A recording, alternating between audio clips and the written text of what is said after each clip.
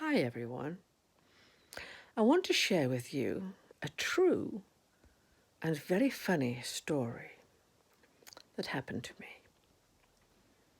Not for any particular reason, except sometimes that in these chaotic times it's good to have a bit of a laugh. And it also shows how deeply effectively social media has changed my world especially. I mean, I was still using a dial phone when I was a teenager. Never heard of such a thing as a phone that you could take a camera with. Take a camera with? Take a picture with. But now social media has completely and utterly changed the way we go about living our lives. Now, I belong to Instagram. And on Instagram, when someone follows you, you always follow back. Because the majority of people who follow you on Instagram are not actually following you. They're not interested in the content of what you're putting on Instagram at all. All they want is to be followed back because they want to increase the number of people that are following them so that they become influencers and have the status that Instagram can give them and therefore give their life a purpose. I never look to see the profile of somebody who's I've followed back. But this one particular instance became very, very curious. I've changed the name just in case I'm sued for libel. One day, I was followed by a young lady called Coochie. So I followed back, paying no heed to what might be the content of her page. But the next day, she wrote on my DM, "Hi." Well, then when that happens, I always go and check the profile of the person who has contacted me to see if there might be some relevance to them saying hi. Let's say they have mental health issues or chronic health issues and want to have a conversation. But when I went to Coochie's profile page, all I saw was the kind of Kim Kardashian bent over, big bottomed, thong wearing pictures or deep cleavage pictures or so many selfies with puffed up lips. And she was beautiful, but of no interest to me whatsoever. And so I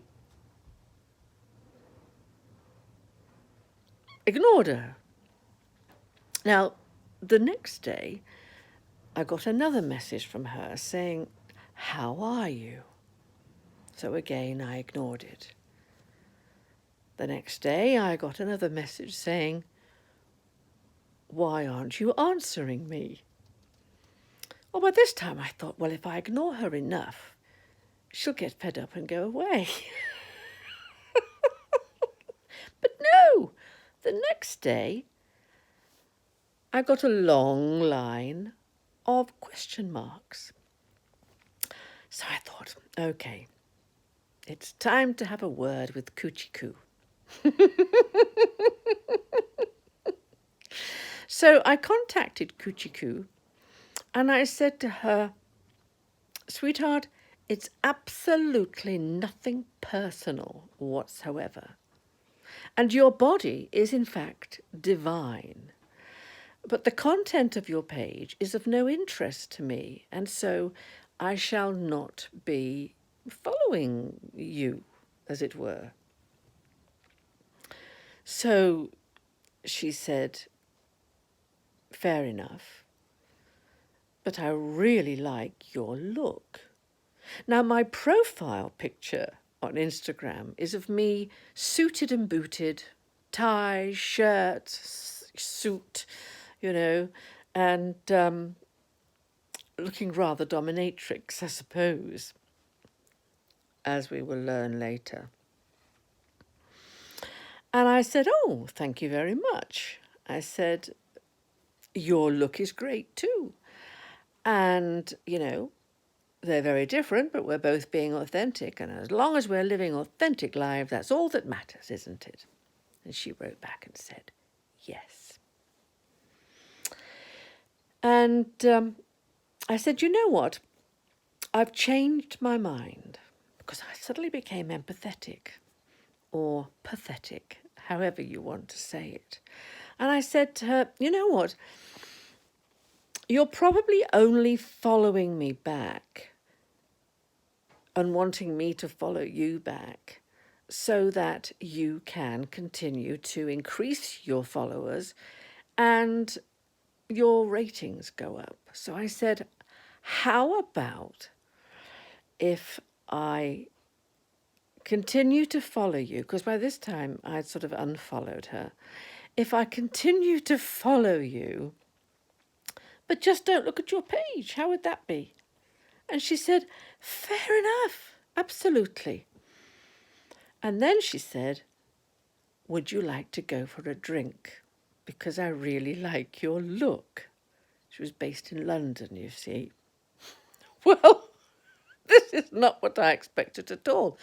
I was sitting on the sofa, a 63-year-old, in my pyjamas and dressing gown and very warm slippers, watching CNN news. Not in the slightest bit appealing to anybody called Coochie. And I said, "Oh, thank you for the offer, but I'm in a very happy relationship." I didn't expand and say with my cat or my sister or my best friend. No need. So she said, "Oh, sorry." I said, No need to be sorry." And